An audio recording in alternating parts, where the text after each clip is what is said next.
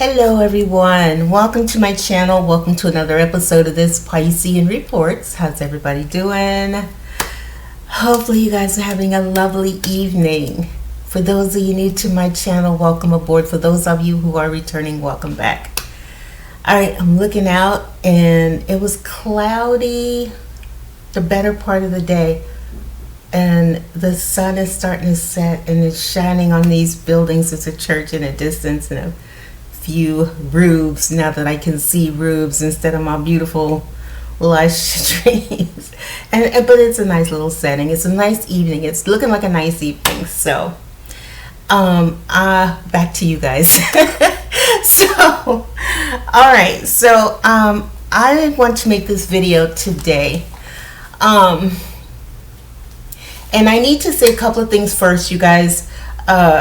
It may be a little long and it might kind of drag a little bit, but stay with me, okay? It's definitely going to lead to something, particularly towards the end, for those of you who are spiritual versus religious, because this video is going to be about a video that I saw. This is how much I saw a video and it burned my ass. Do you hear me? I was so mad. To simply say I was livid would be such a gross understatement. All right, I don't think I've ever been more pissed off or more upset, and it didn't have anything to do with me, but at the same time I was like, oh, how dare you, like, how dare you, you know? And I saw this video on Monday. This is how much this upset me. I saw this video Monday and I was so angry that I literally couldn't sleep. Like every night I'm thinking about what I want to say. How dare they say this, and what about that, and then doesn't this matter, and what about that, and the whole night. Monday, Tuesday, Wednesday, Thursday. I meant to do this video Friday, but there was a few more things that I wanted to see and I wanted to add, and I said I'm going to watch this video from beginning to again, and I'm going to respond to everything I saw because I was that upset. It just seems so outrageously unfair, okay? And it's going to talk a lot about religion. So anybody who is like, you know what, I don't want to hear about religion, even though, like I said, at the end, for those who are spiritual, it touches, I'm leading up to a point, okay? But I just was really upset about the way they were frying this person. It just seems so insanely unfair, you know, because I can feel that. I feel what was happening, okay? So I was looking at a video and they were talking about Pastor Osteen, all right? And see, and I know you guys are gonna be like, religion, no, like really stay with me. Hang on a sec, because I'm making a point here, okay? There's certain things in here that you know, for those of you who are spiritual, I say these things, and I'm like, and literally here it is playing out in everybody's face.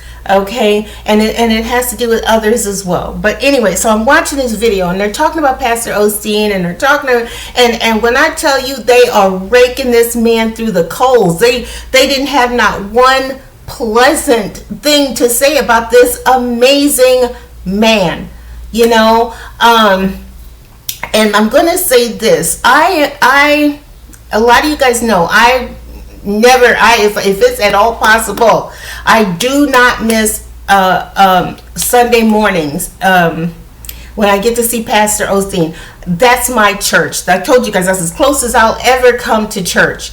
And I listen to Pastor Osteen because those of us who are spiritual, okay, even we every now and then need our souls fed. Okay, we feed others. Those of us who are awakened, those of us who are spiritual, those who are speaking up and speaking out and letting others know what time it is. You know, every now and then, you know, I'm obviously going through a very difficult situation, and so yes, I do. I need my soul fed, and so I tune into him every Sunday, no question, right? So anyway. So I want to make this clear. I am, I guess you could say, a follower, because I don't believe anybody should ever use the word fan when referring to Pastor Osteen, because this is a man of God. At the end of the day, he received his calling. He answered his calling. Okay, And true enough, he may not have started off, and I will get into all of that because they took it from the beginning on up. But let me go ahead and get into it because it is 5 minutes in. But really, like so.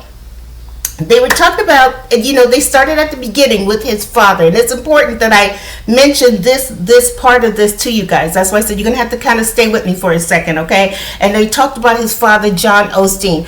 I've never seen his father. I've never heard his father preach, but I have heard the pastor say that, his father was once poor. He came from nothing. And then one day his father heard the calling.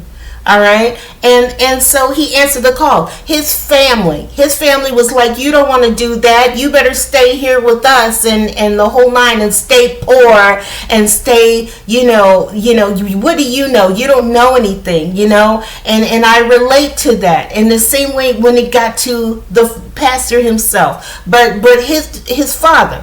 His father heard the call, and his family, what did they say? They didn't say good for you and I'm so happy for you and good luck. And no, they told him, if you know what's good for you, you'll stay right here. Stay poor with the rest of us. Stay dirt poor and just do what we're doing. I think they were farming or something, and it was during that very difficult period in the Depression era.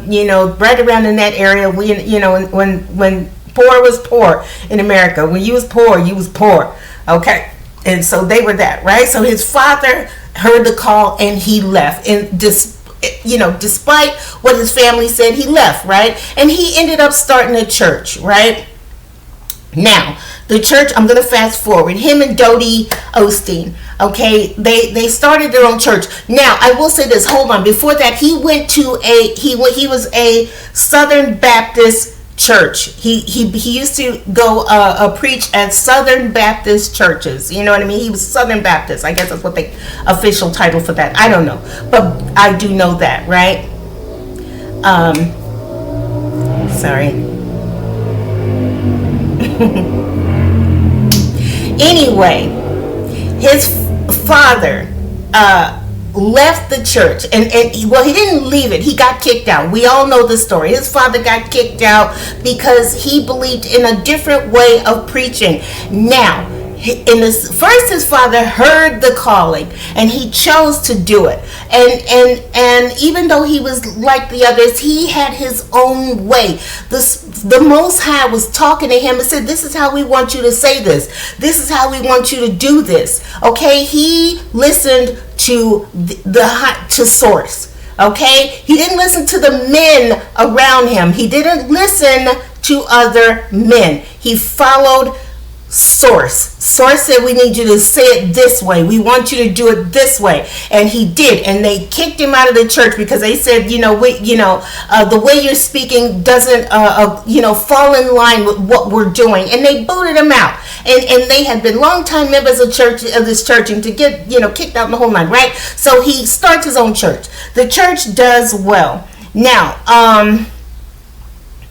it starts off small. I think it's like 200 plus, and it ended up growing because he followed his true north, which is what I tell you guys all the time. Follow your true north. Those of us who are spiritual, we are all telling you guys this, okay? When I first started my channel, I said to you, what if there's a whole different way? What if what you're being told and what you're seeing and what you're doing is not you? What if you're doing what other people are telling you to do? My mom did it this way. My dad did it this way. My grandma, my grandpa, and then before them, and then before them. And I specifically, and I really reached out to those of the African American community or Black community, because I heard someone say that it's ridiculous to label us like that, African American. None of us are from Africa. Okay, we're born in America, we're Americans. So anyway, and I addressed that to the American community, Black American, to the African American community, whatever. You get what I'm saying, Black American community. And and I said, you guys, particularly considering that this was thrusted, that this religion was thrusted upon you. You didn't have a choice in this say, but you do now, and it opened eyes in the whole nine, right? So here's John Osteen doing the same thing. He received the call. The universe said, speak to you like this. And he did that. And his church grew to 5,000 people. Now, here we go. Joel Osteen.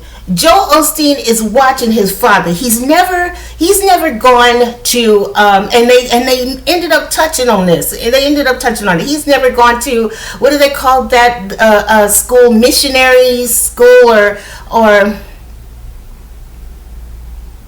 I think that's what it is when you go to study religion. I forget the title for that. You guys, you know what I'm talking about. He didn't have formal training, but all those years he grew up watching his father, right? And he respected his father, and his father was like, you ought to try to, come forward. But he was like, no, I'm comfortable behind the scenes, and I love that, and I think I relate, which is why I respect and I relate, because I get that. Okay, and it's very important that y'all pay attention to that. He was someone who was very comfortable behind the scenes, and I get that. Like, I will tell you guys real quick, most of the jobs I have, I feel that I was somebody who worked behind the scenes, right? And my whole life, I spent 12 years at the Marriott Corporation behind the scenes.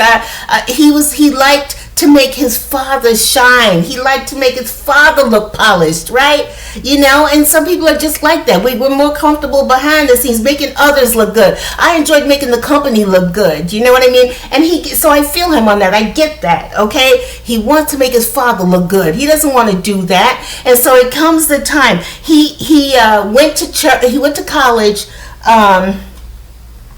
He didn't get a degree. Theology. Thank you. I had to write the notes down. He went to theology. Or he didn't do that. He had no degree in theology, okay? But he heard his father. He watched his father. He listened to his father all those years, And it's amazing how God works. I love this. So, there is that moment when, like I said, he was more comfortable, during the editing he wanted to make his father look so good that he would focus on, editing and producing and, what else was it? And directing his father, making sure he wore the right things and he looked the right way, and he made his videos to where he would come across in such a way, he wanted to make his father shine. And now came that moment later on down the road where his father is like, he wanted him to try to do a sermon, and he didn't really want to, but he did, and what I love, and this is that thing, this is what I love. Okay, there comes that moment when he does that, and literally 6 days after his father passes, I want to tell you guys, and I really feel this. I feel this with every fiber of my being, okay? Because I have witnesses, and I think a lot of people have themselves. Okay, how many of you have had a loved one get sick, and they hang on and they hang on and they hang on until they see something important that they needed to see before they left? And this is what I feel happened with the pastor. Okay, his father saw him. I honestly believe that on some level his father knew that he was not, in the best of health. I feel it in my spirit, and he kept, he wanted to talk to his son, and why don't you just try it, because here's this great church, and he wants to give it to someone that he knows can take it to that next level, spiritually, like internally. And as soon as he saw it, he said, that's the one. That's the one. And I love it because Joel Osteen was the least likely of anybody. And you know what I mean? He came from a family of 6. He was the least likely. He never wanted to do that, okay? And then his father heard him, and then 6 days later, he left. It was time for him to transition. But he knew, I feel like on some level, he knew it was okay to go ahead and transition because this is the one. This is the one who's going to take my legacy and take it to that next level. Okay? So, and He hang on a second. He passed away, right? And they said in the video that Joel did not want to do that, and I feel that. I feel that when I heard my calling, I remember the Most High, helping me. He said, I prayed and I asked for help, and the Most High helped me. And I said, how can I serve? You've done so much for me. How can I serve? And there came that time in that moment when he said, you've got something to say and you need to say it. And I did not want to be. I am someone who is so comfortable with being behind the scenes. So I get that. I get it. You know what I mean? He didn't want it, but it was thrusted upon him. When the Most High says it's your time, it's your time. When I stepped forward and I spoke to you guys and I told you the things that I told you, it was just, the Most High said, just go, just talk, just say. You've got something to say, and say it. And I said it, and it resonated with a lot of people. And this is what happened with Pastor Osteen. The way he did it, it was his time to speak and to get up and be seen. And it was time. Synchronicity is a thing. It's a real beautiful, amazing thing. And that's what happened. The pastor, synchronistic events happened, and it thrusted him into his calling. Okay, and now this is what makes me so angry. The guy in the video was making it seem like every beautiful, positive, wonderful aspect of Pastor Osteen's character was somehow was a problem. Okay, it said that in 2004. In 2003, first of all, his church exploded. Once he took hold, the way he spoke, his message, in the same way the Most High said, John Osteen, I need you to step away.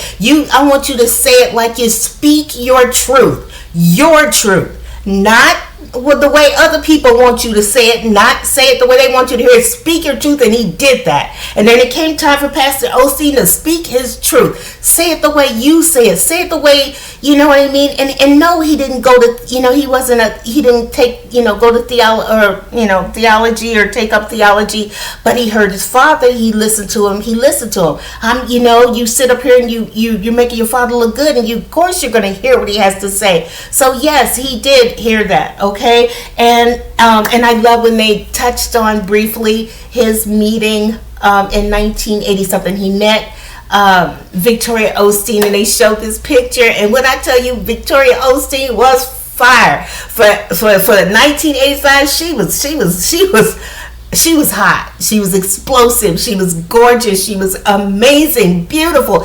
I looked at that picture of the two of them. I said, Joel Osteen never stood a chance. He never stood a chance. She was gorgeous. And I love the synchronicity of the Most High, the way he brought two perfect people together. There's that moment in the Ten Commandments when it comes time for Moses to choose his wife, and he's got all these daughters to choose from.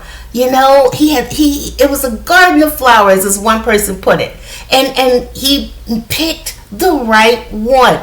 Once again, Pastor Osteen picked the right one. This woman, her mom was a Sunday school teacher. Her father was a pastor. He met her in a jewelry store, clearly, but purely by happenstance. But nothing happens by accident, right? So here's these two beautiful people. He gave him the right woman to stand by his side, right? And so here they are together, and he's speaking his truth, and the church has exploded to 16,000. And then by 2003 they had to end up leasing the Compact Center, because by 2004 his congregation had exploded to 25,000.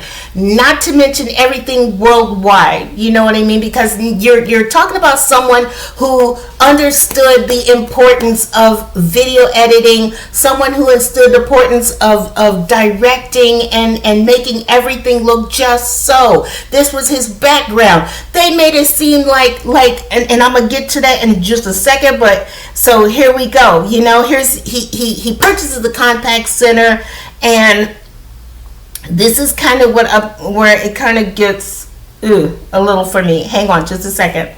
Okay. Needless to say, he explodes. He writes a book. The book becomes a bestseller. He's just, success is just all up in him, which is living proof that when you follow, and that was the other thing I wanted to tell you guys, this Joel Osteen is living, breathing proof that when you listen to the Most High, when you don't listen to what other people have to say and you follow your truth, no matter, because there's always going to be haters. And I learned that by listening to these people. This video, they were hating on Joel Osteen so bad. Pastor Osteen, I'm so sorry. Pastor Osteen, so bad. It was ridiculous. Okay, so they got all this money together and they get the Compact Center. And he was talking about how it cost $95 million back then, and that equates to $158 million in today's time. So he spent hella money to make the Compact Center a church, because he's so, amazing. They needed something, and he said he joked about having the Compact Center, and everybody laughed and said, no way that's ever going to happen. And it happened. Okay, now he's able to touch the souls of millions. Okay, millions. Now, the Compact Center, they changed it around, and they laid this carpet, and they put in classrooms and the whole nine, right? Now, 16,000 people come in person. Millions of people are watching him on TV, right? Okay, now, they talked about how Pastor Osteen talks about, people's, they tried to make it seem like oh, he's nothing. Okay, he's not a real pastor because he's not preaching fire and brimstone. Somehow that does not make him real. He's not legit. That they tried to downplay, the way he touches people's souls, which is so ridiculous. It's ridiculous. Okay, there came that time. Do I want to jump to that before I do? That he touches, they talked about how he touches on he speaks about people's hopes and dreams and not fire and brimstone. They said that he does not talk about the wages of sin and, the punishment that happens when you sin. They said that Pastor Osteen makes it seem like it's okay for people to commit sin and that they're going to get a pass and the whole nine. And Pastor Osteen is the first one to tell everybody. I have seen him say this so many times that, our Father is a loving Father. And that is what the other thing. They feel like a real preacher, a real pastor teaches people, I'm going to say this. Let me just say this real quick because I'm so angry about the whole thing, and I'm sorry it's taking long, but let me just say this. I almost started to do the thing where I could just pause and gather my thoughts because I'm so annoyed by the whole thing. But let me say this.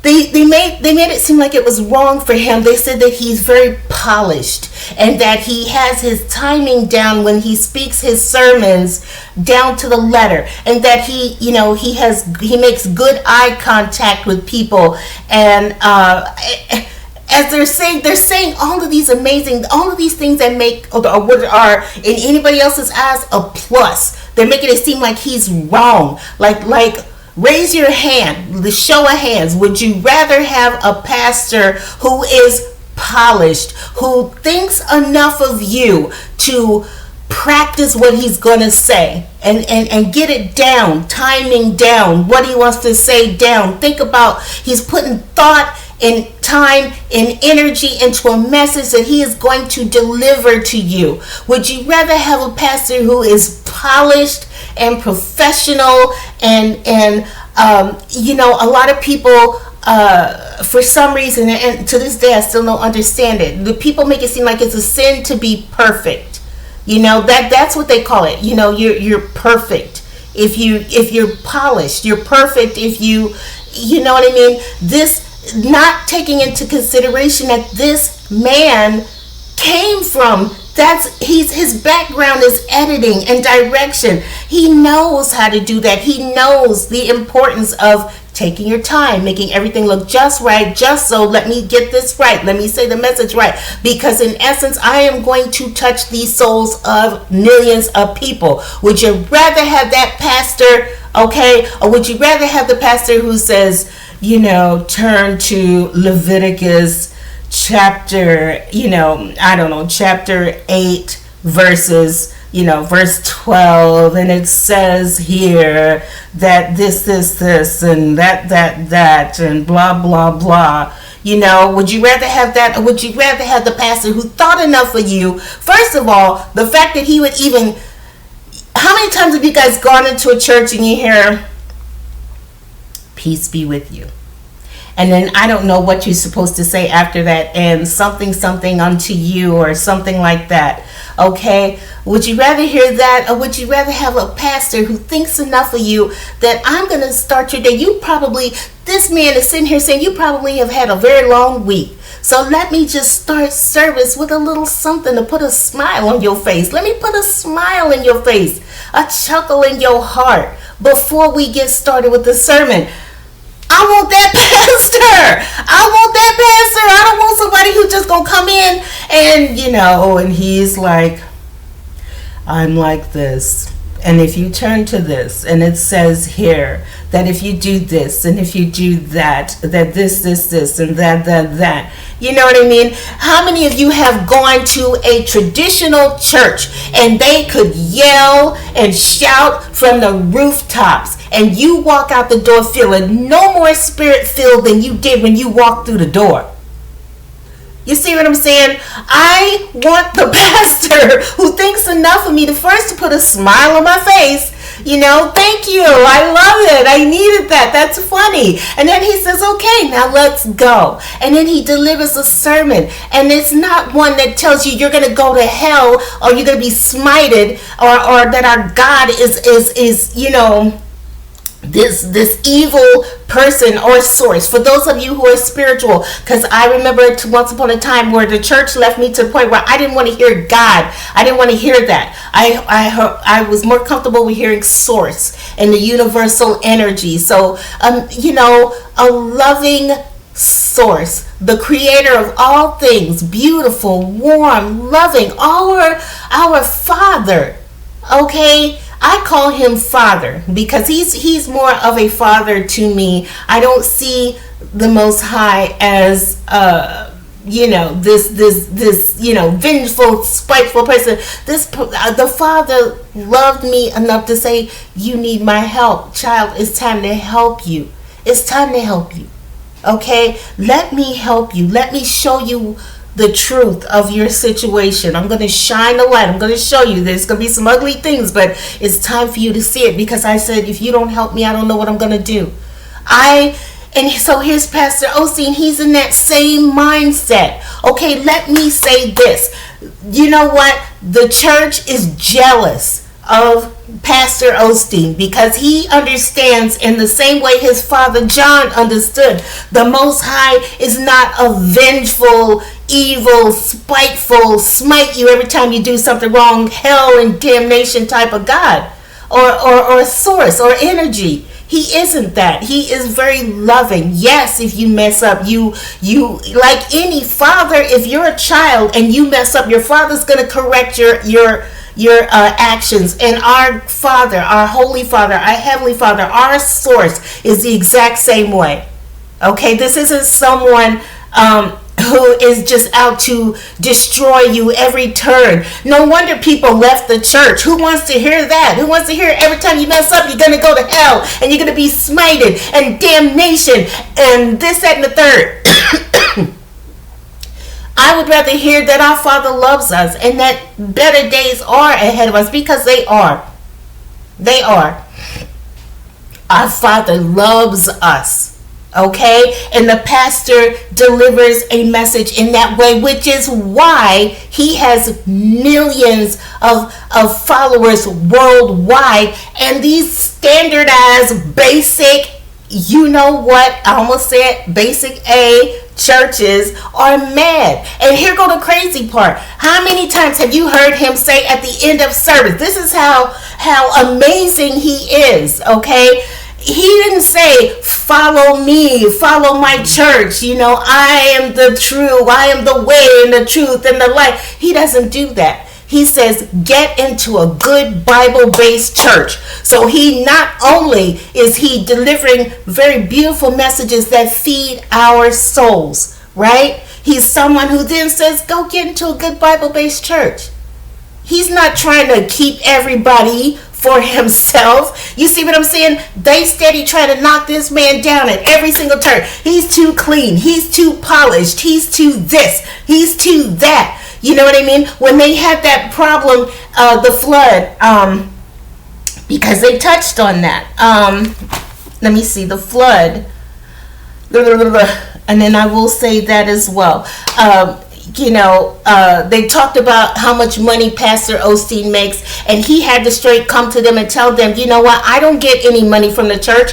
People donate to the church, and that's a beautiful thing. It's a wonderful thing. It's amazing, right? But that's not where he's getting his money. This is why he makes books. That is where he gets his money. That's where he gets his in. And yeah, he's if you're feeding someone's soul and you are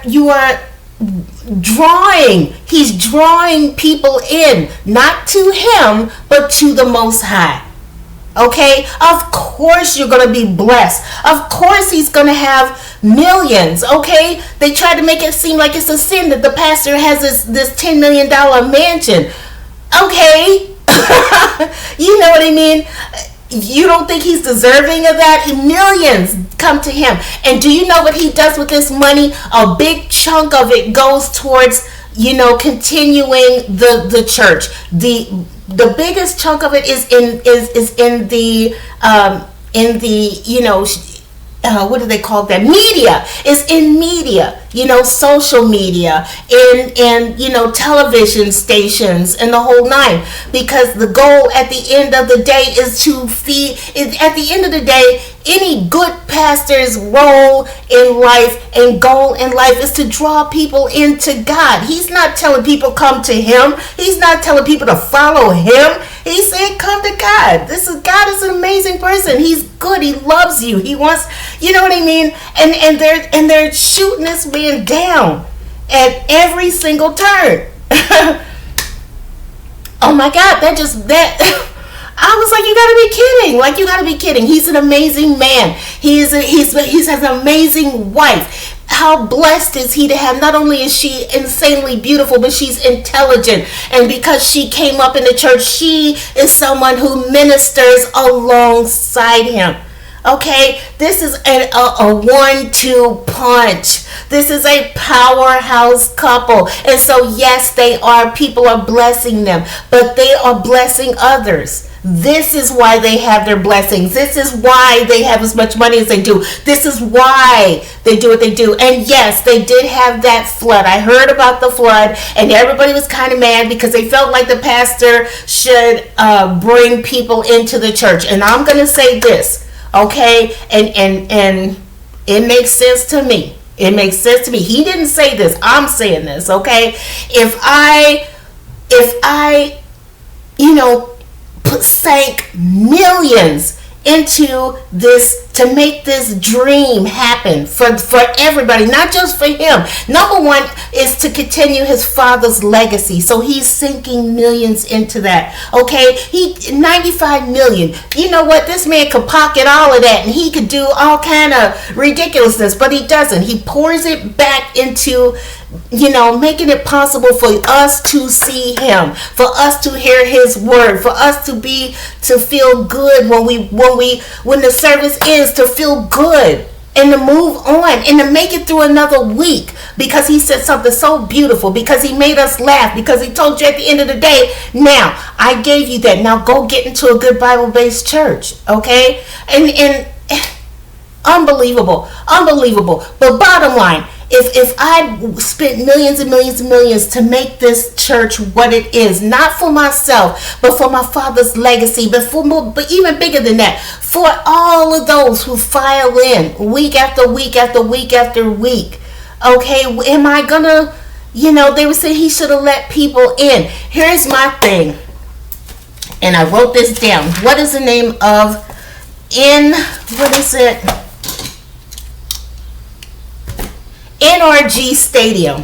NRG Stadium. There's other stadiums there. There are other churches in Houston. Okay, did all of the other churches, they so quick to talk about how this mattress man said, yeah, come on in here, you guys, it's fine, come on in here. That's all well and good, okay, but here's my thing. There's other churches in Houston, okay, that probably didn't get hurt, and the surrounding areas, did they open their doors and say, you guys come stay here, come here, you could come here? No, you ain't hear nothing about no other churches. NRG Stadium, I don't know, and you could tell me, please comment if NRG Stadium said everybody come into our stadium, you could come and stay here, you could come, if they did that, beautiful. I don't know, I haven't heard anything about that, but they want to hold his feet to the fire, right? Even though he for all you guys know, his budget only allowed him to do so much. He budgeted down to the last penny, okay? And it makes sense to me. If I'm budgeting right down to the last penny and I got everything like it's supposed to be, I need this to be like this. I need this to stay like this, because at the end of the day, I'm not, yes, there is Houston, but and I'm not saying that. Like I said, there are other churches that could have did the same thing. I don't hear nothing about them pouring in and opening doors and, other businesses, but everybody want to hold his feet to the fire, right? I was like, that's horse shit. Okay, bottom line, they trying so hard at every single turn. He's too polished, he's too perfect, he can say it, he's got good eye contact. When was that a negative? When is good eye contact ever a negative? Right? When is being polished negative? When is understanding that I have to now, I want to pour into others. And so I want my sermons to be perfect. I want them to be polished, because it's not just about the church. It's about you guys. You see what I'm saying? And it just burns my ass that even at the end, when he says, go get into the Bible-based church, he's trying to get people to go to other churches, but they love him. They don't want to go to another church. They love him. And so, to have all these people throwing stones and trying to make this man seem like he's something he's not. He came out of media. Okay, he's that guy. That was his background. So of course he knows about it. He knows how to do it. That's where he shines. You know what I mean? So of course he's gonna know, okay, we want this like this, we want this like that, we're gonna do this, we're gonna put a big chunk of this money into this, because this is pouring into all of us, to the world. It's pouring into the world. Okay? I love it. I'm okay with it. I don't have a problem with him doing what he did. He did the best he could. You don't think that he didn't agonize over that? That's the other thing. People want to make it seem like he was just so cold and he closed his doors and he doesn't love us and this and that thing. You don't think that he probably agonized over that and said, I poured so much money into this. I don't know. What's the right thing here? Do I protect what we got going here so that we can continue to pour into the world, or do we just say, we'll just focus on this little thing here? Even though there are tons of churches around that can do the same thing, there's tons of organizations that are there to help in those situations, but you want to try to hold his feet to the fire. Like, that's ridiculous. It's ridiculous. Okay? And now I'm at the end of the video, and I want to say this. What is it, 38 minutes? I need to hurry up and say this real quick, because I'm mad it went as long as it did, but I just had to say what I had to say. Wrong is wrong. These other pastors are jealous. They're jealous that they can't reach into the heart of the souls of people. And I want to say this, for those of you who are religious and where you are more comfortable going with churches versus spirituality, because our thing is, it's growing as well, and y'all need to know. But anyway, so those of you who are religious, okay, here's the bottom line. The other churches need to wake up and understand. Pastor Osteen's church, Pastor and Victoria Osteen's church, is the wave of the future. It is the future. Okay? This is what people want to hear. The fact that there are millions tuning into him. Millions of people want to come to him. He goes to other stadiums. He went to Wembley Stadium, and he went to New York Shea Stadium, and Yankee Stadium, I think it was. And he fills these stadiums. What does that tell you? That he's on the right path. Pastor Osteen represents the future of religion. Okay, you're not going to catch people yelling and shouting and hooting and hollering, because there's people who go into church right now. I used to do that. I would go to a Baptist church and they hooting and hollering and yelling and, jumping up and shouting and dancing and clapping and clowning. And literally Easter Sunday, no less, before I even got out the door, I hear one of the parishioners saying, did you see what that one bitch was wearing? You're no different. If you're doing that and you can still walk out the door and be the same person, and you haven't even stepped one foot out the door yet, but yet here's this man who is speaking and leaves you at the end of the day, at the end of the sermon, feeling so much more closer to God, feeling so spirit-filled, feeling so loved, and ready to make it through to the next week. That's the wave of the future. Pastor Osteen's church is a wave of the future, because nobody wants to hear about sin. We all know what sin is. We see sin every day. Every day. You see it on TV. You see it in your face. You see it in your home. You see it on the street. Everybody knows what sin is, okay? That's not the thing, okay? But we want to know that it's going to be okay. Because clearly sin is everywhere. The devil is everywhere, just waiting to trip us up, okay? But it helps to know that even when you mess up, you're going to be okay. That's what Pastor Osteen will tell you. And they say it's wrong to teach people to have hope and to stay in faith. And they make it seem like it's wrong. They need to wake up. Okay, bottom line is, standardized churches need to wake up and look at this man and say, this is the future. Okay, hundreds and hundreds of millions of people can't be wrong. All right, when I myself, who is spiritual, will make sure that my ass is up and in front of that TV by the time at 10:30, by the time Pastor Osteen comes on. What that tell you?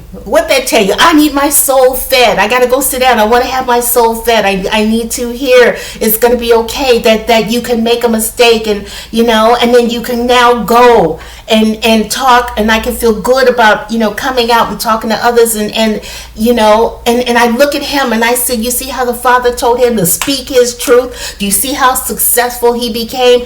The Father is saying to me, speak your truth. And that's what I did. I let you guys know exactly what I was hearing. Okay, I was supposed to tell them, to tell the youth. And that was the other thing I'm going to tell you guys. At the end of the video, he says that that millennials and Gen Zs, he said that, and this is what I find interesting. He was talking about how the church, he said the Pastor Osteen's church is getting old, and he doesn't mean by the building. He's saying that the people are getting older, and he said, and here's a fact, that only 16% of millennials go to church. 16%. Gen Z, 15%. What does that tell you?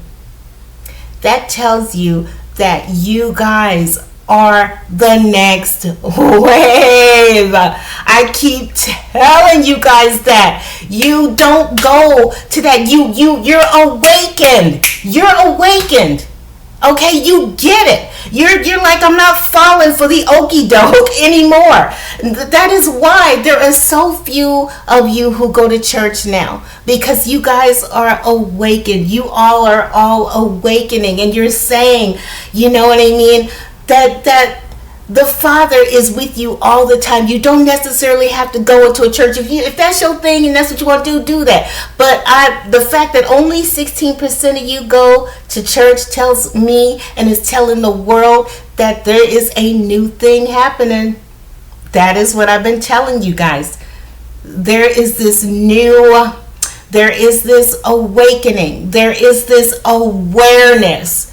Okay, you guys, God is, the Most High is, the universal energies are, the Father is, the creator of all things is. And you guys now know that. And you're now saying, I don't have to walk through a door to experience the Most High. I want to experience him on a more personal level. They were talking about how you guys now are more comfortable in smaller groups, right? He said that you guys now are going on the internet. There's so many spiritual people now. There are young people who are, if you like religion, there are youngsters who are speaking. They're saying, I don't need that pastor to tell me something. Okay, I know what I know. I know the Most High is. This is how he showed up in my life. There are those who are spiritual, who have said, the Most High has said for us to wake up and tell you guys that we've gone through it. There are all of us, those who are spiritual, who have gone through hell and made it out on the other side, and we are now all coming online, and we are telling you guys that you don't have to show up in a building, to know God. God, you can just start talking and he will hear you. You've got a whole spiritual team. You guys understand now that there is more than just the things that you've been heard. That's that old school, it's old school thinking. That whole church thing is old school. Okay, and you younger guys are now waking up, and there's this new wave, a new wave in spirituality, a new wave in religion. Okay, and those who and the others are falling back. They're falling back, and they're hating. They're hating because we are all awakened, and we are all being shown. We are being told. We are following our true north in the same way Pastor Osteen did, in the same way his father did. Now you guys know that you can follow your true north. Everybody has one. Everybody, we've all got a purpose. I told you guys, you did not just show up here to take up space. You have purpose, and you guys understand that now, and you know that now, and this is what I'm talking about. This is what I've been trying to tell you guys. This is a very new thing is taking place in this world. Okay, I heard somebody say, well, she's a false prophet. I'm not a prophet. All I know is the Most High said, speak your truth. In the same way, John Osteen, the Most High said, I want you to say it like this. Okay? You're going to make such a difference in the world. You have no idea. And your son is going to be that next level, next wave. This new thing is being birthed into the world. And that's what I've been trying to tell you guys. And that's what Pastor Osteen is doing. Okay, so it just, to hear these, when I seen that video, I was so heated. Like, when I tell you, I could not sleep. I couldn't sleep. I was tossing and turning and all these things. Like, oh my God, no, they didn't say that. But what about this? You don't think that man agonized over whether or not he should open the door? Do I take care of the few, or do I continue to protect it for the many, for the world? You see what I'm saying? That was a hard call. I know it was a very hard call to make, but I feel like he did what he had to do, and I don't fault him for it. And anybody that tries to hate on him is ridiculous, because this is the same man, like I said, who would at the end of every service say, go get into a good Bible-based church. You see what I'm saying? And keep God first in your life. You know what I mean? Like, I just had to make this video. That made me very angry. Okay, but I need my spiritual peeps to know, all you Gen Zers, all you millennials, you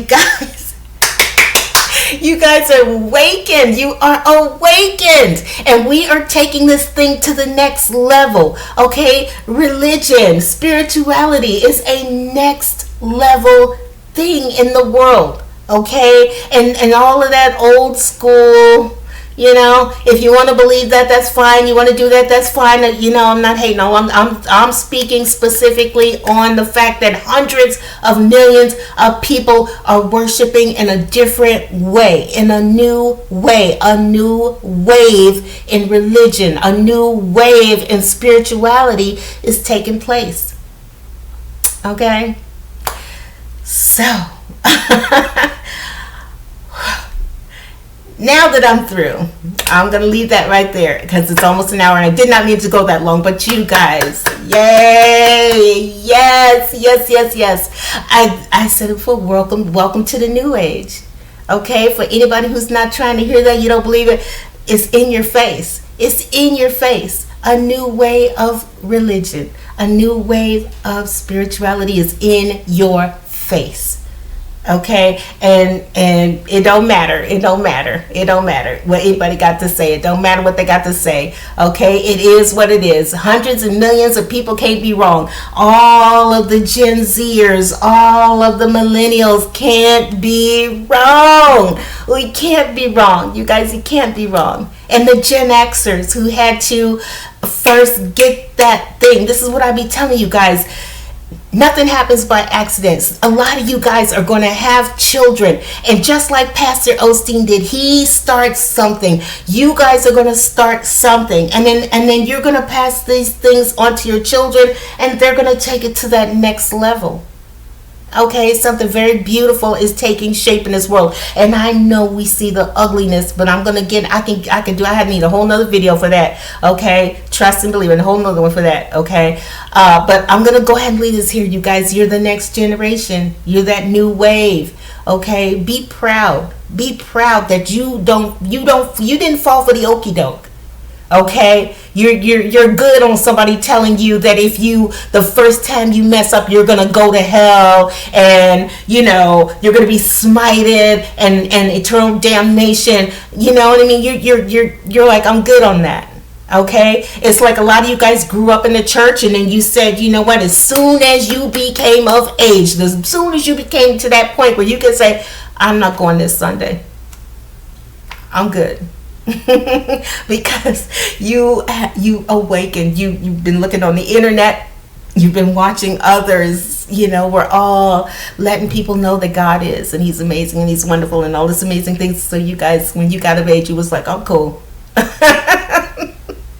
I love it. All right, I'm gonna leave this here, but like I said, shout out to Pastor Osteen. I found out he's a Pisces as well. His birthday's March 5th. He's a Pisces, so shout out to Pisces. I'm sorry, I had to do that one. I just had to. But yeah, so I'm gonna go ahead and go. I just wanted to make this video. I just wanted to get it off my chest and let you guys. And I wanted to say, Most High's always said, "Speak your truth," and I spoke my truth. All right, now I'm gonna go ahead and go because there was one other video, and I don't know that I'm gonna necessarily do it today because it is 9 o'clock. I will probably do it tomorrow, and then it's like a whole other spectrum of religion. It's more spiritual, spiritual with a little to it. I'll leave this here. I hope you guys join me for the next video. If you like the video, if you like the message, hit the like button, subscribe, whatever.